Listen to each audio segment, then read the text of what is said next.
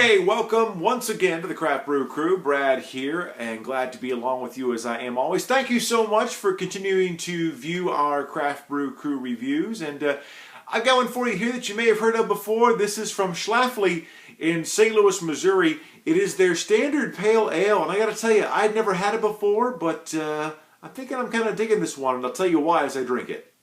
At one time recently, I was a little bit pale aled out, but I had somebody recently tell me that Schlafly's pale ale was the only Schlafly beer that they like, which tells me he doesn't like coffee stouts.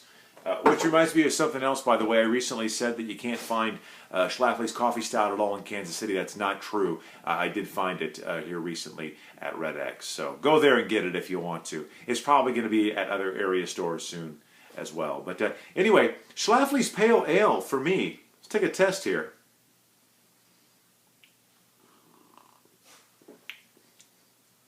Yeah. It's certainly not my favorite pale ale. My two favorite pale ales I've ever had were both this year. I had Uinta's very organic and natural pale ale, as well as one at Fort Collins called Hoptitude. And that one had such a great earthy taste to it that I absolutely loved it and really wish I could find it somewhere in bottles around here.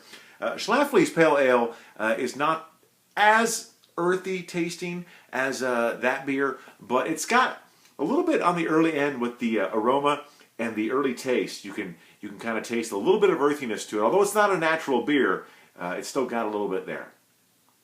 What I don't like about it as much is the aftertaste is a little bit generic, kind of domestically Budweiser-y kind of tasting. But it's still not a bad pale ale, and I'm going to give Schlafly's Pale Ale a 3.4 out of 5. If you're a pale ale person, you should probably check this one out sometime. For the Craft Brew crew, I am Brad. We will talk to you next time. See ya.